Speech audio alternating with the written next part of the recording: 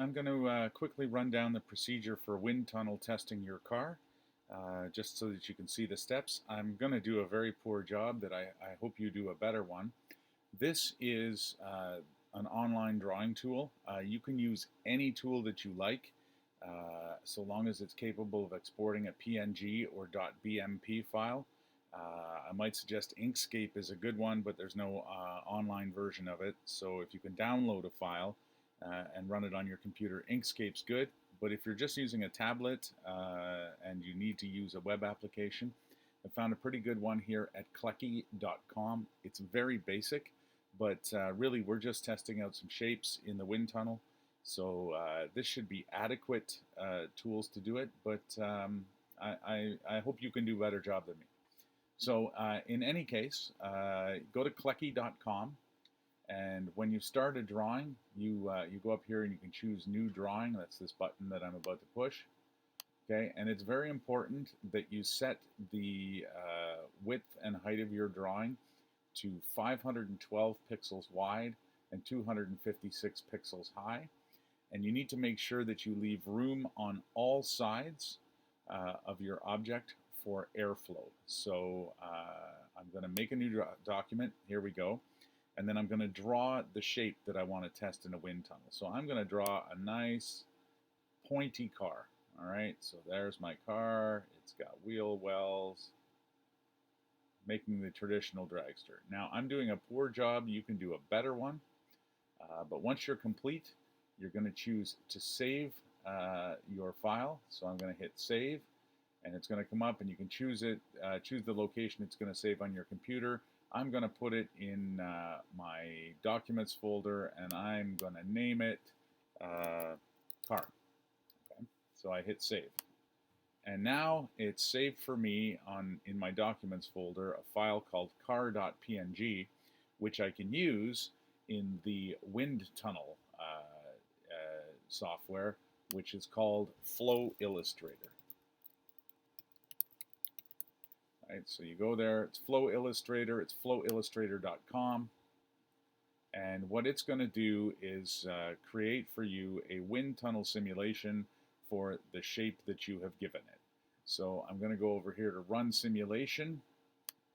It talks about what you should expect when you're running your simulation. You have to read this stuff. I'm giving you the short condensed version. Choose file, choose your file, and hit open, and then choose upload. And it will upload your file. You'll see it here in the box. This is the file that you've built. And then you go down here. You have to, as part of their anti-piracy sort of stuff, you're going to have to make sure that you type in the code that is there. This one's KF745B. Make sure you get it right and hit submit. You're now submitting your drawing to the online wind tunnel software. It's going to take a couple of minutes to do. It says click here to check for the completion of your simulation. Okay, so it says your ID. Hit check now, and you can see it's being completed as we talk. It's making 240 frames of illustration, take about 20-30 seconds. So you wait. Now, depending on how busy the server is, you might have to wait longer. Also, depending on how complicated your drawing is, because it's doing a fair amount of math to do this simulation. And this would be a really low-budget version of the sort of thing that an automotive designer would do. Okay, so then it hits download link. It's going to allow me to store this as an AVI movie. I don't believe there's any other choices. So AVI movie, I'm going to call it car. And I'm going to save it as well in my documents folder.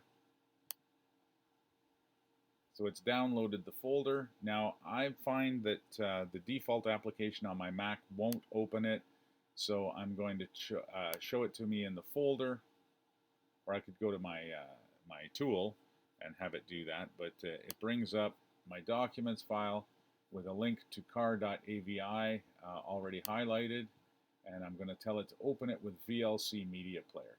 just because QuickTime doesn't like to do it on my machine. You probably won't have this problem, but I open it in the VLC media player, and I can see a simulation of the wind tunnel happening behind my car there.